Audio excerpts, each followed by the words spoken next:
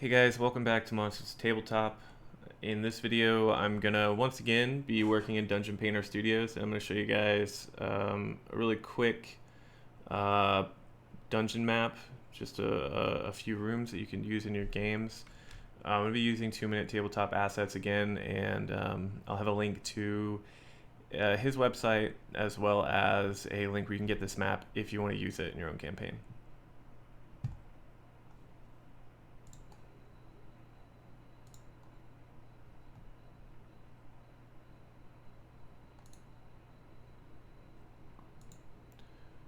All right, so he's got some pre-built dungeon rooms in here.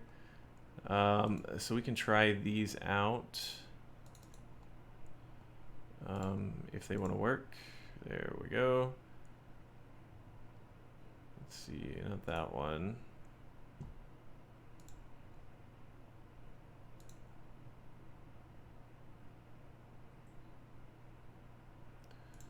We start with like a well here. So this could be like a central room in your dungeon. Maybe there's something in the pit. Maybe the players have to go into the pit. You know what? I think a really good way that we can do this, and this is something I like to, when I do multi-leveled maps, is I'll just kind of build out each floor at a time on separate areas of the map. And then if I want to, I can, cut the image file up into separate maps later, or leave them all in one map and just, pan from one to the other while we're playing. So I think it would be really cool if we have this pit, and at some point, it's going to drop into this pit over here, which is a fighter's pit.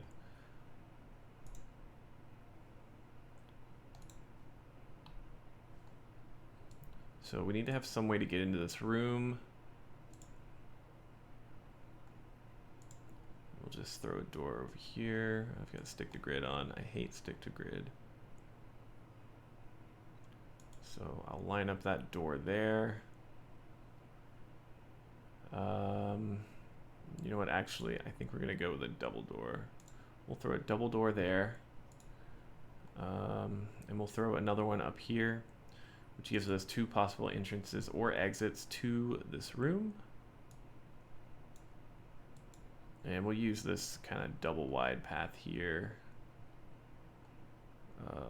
Whoops, let's see. We won't use the double wide path, we'll use the single wide path. And I'm going to have to put my doors back down. That's okay.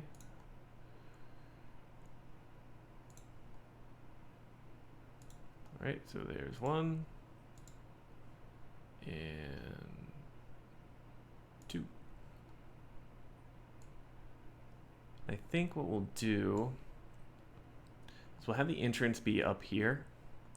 And so the players are going to come by here and probably think nothing of the pit at first. And they'll run through another few rooms of this dungeon, realize, hey, we need to backtrack. Maybe there's something about that pit.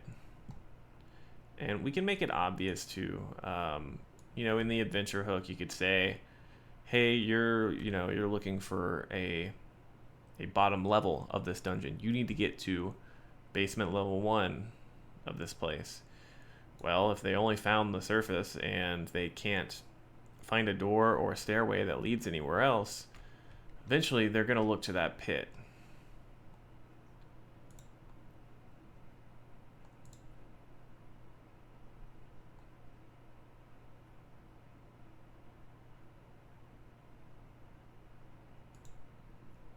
There. Get us a little 90-degree in here.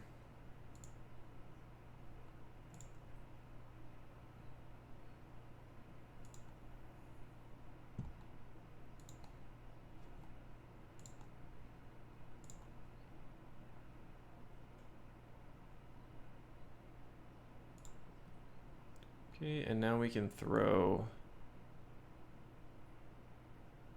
another room in at this point. And I personally, I like to build rather small rather small dungeons. I'm not like huge on a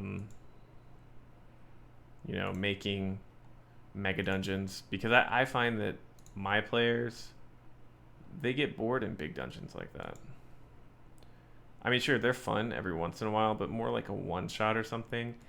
I don't want to hinge any of the story elements in my campaign, or you know, my players' enjoyment on this giant dungeon that's going to take 5 sessions to get through, and that my players might die in.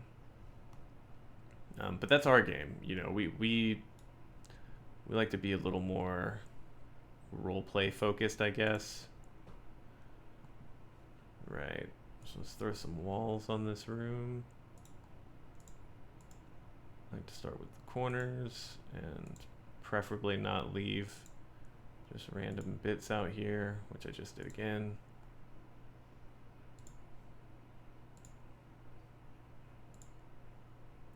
But as you can see, like, there's no reason to get intimidated by map making, or like, you know, you look online and you see all these maps that people have made and you're like, wow, I could never do that. No, you definitely can. It's really, really easy.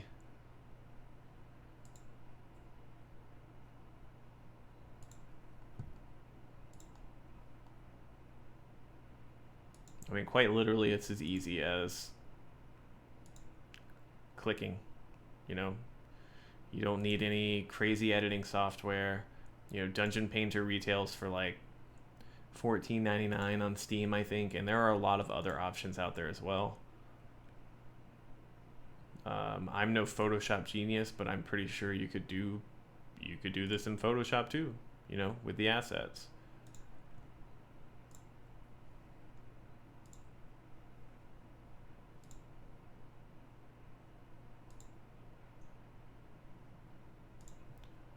All right.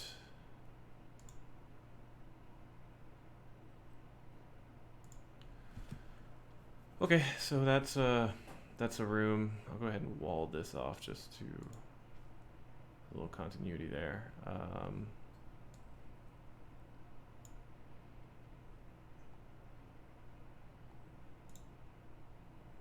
then throw up another door. And we'll throw a door. Throw a double door down here as well. So yeah, and like I said, I don't make really complicated dungeons. You know, one entrance, one exit to a room. The players know they got to get in, they got to do something in this room, and then they can move on. You know, you can throw extra doors in, throw extra things in, but like, you know, you start throwing too many crazy things into a dungeon, and your players are gonna get bored. They're gonna get sidetracked. They're not gonna understand where it is they need to go. So, just for fun, we'll throw. See, and here I am doing this again. Don't put doors in until you've already made your path. But we will just go ahead and make another path returning here, just to make it a little more obvious to the players that they are going to need to go into this pit. I think that looked better this way. All right, yeah, so they'll come through here, fight whatever it is in here, solve whatever puzzle you want to throw in here, and then they will see that they have 2 options. They can move forward further down south here, or they can head back east, which is going to take them back north to the pit once again, where they need to go so they can get to this fighting pit.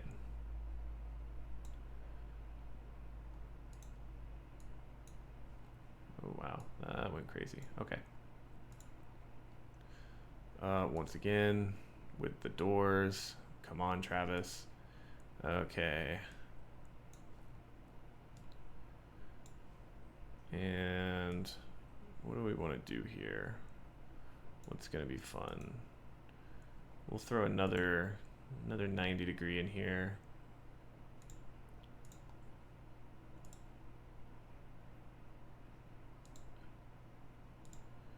Mix it up a little bit. We'll try and mess with them a little. You're like, wow, these are very, very circular paths here.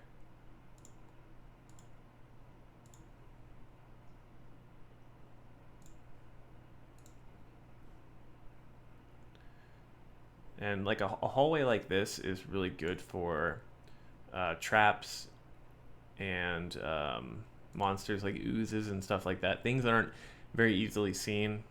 You could very easily throw a gelatinous cube in here. You could have arrow traps, somewhere around this wall that shoot down when they hit a pressure plate over here. And I very well may actually put that into the map because I like that idea. Let's see, is there another pre-built room that we like for in here? Yeah, why don't we... I don't know about the crypt. Or like a prison. Yeah, you know what? We'll throw some cells in here.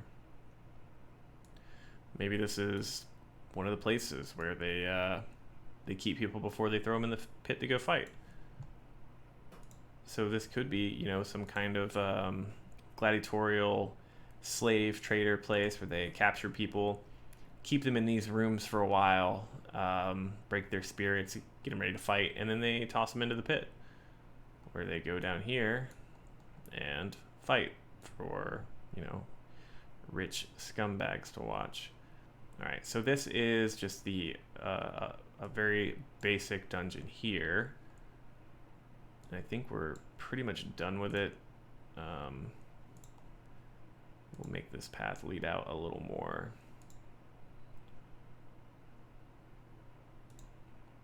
And throw a door on the end of that, and bada bing, bada boom. Let's see what else we can do. So I'm gonna refrain from putting any traps in here, I think. But you guys can definitely do that if you decide to use this map.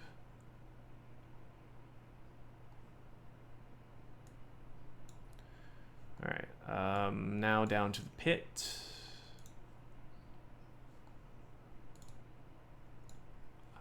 Don't do that, don't do that.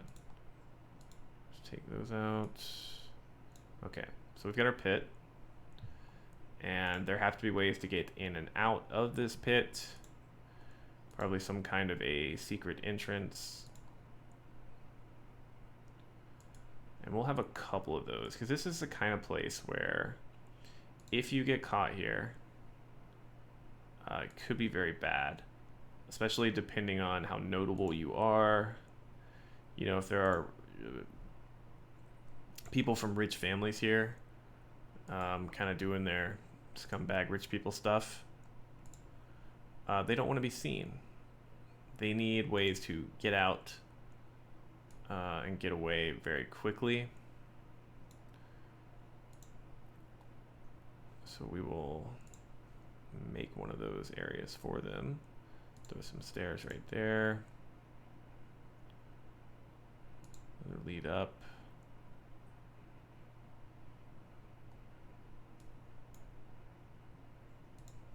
And where is...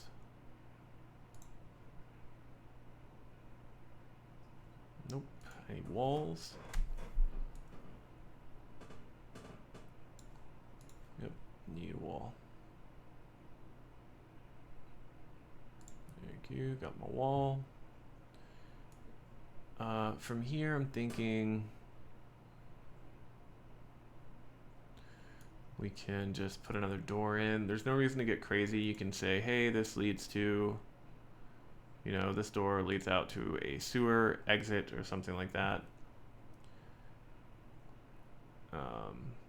And we can basically you know, we can do the same for all of these. They lead into different areas of a sewer, and then from there, you can have an encounter that takes place in some kind of sewer or, you know, undercity, like a smuggling area, something like that. But now that we have this complete and usable for a small encounter, I'm going to export it. And I'm going to take off the coordinates. I'll leave the grid on, leave the transparent background on, and you can stretch your rendered area. So I will pull that just out of where my little mess up was there. And I'll set this to be good for Roll20 and Fantasy Grounds. There we go. And I will create a JPEG. And that's it. Like I said, I'll post a link to the map so that you can use it if you want. I know it's nothing special, but you know it is quick and easy, and that's the point of this video, is to show you guys that you don't have to go crazy, and you don't have to rack your brain over finding a good map, and you don't have to spend hours and hours drawing out a map. You can make these high-res maps yourself relatively cheap and quick. Yeah, so thanks for watching. Like I said, links in the description. Also, I'll put a link to 2-minute tabletop map assets in the description as well. Thanks for watching.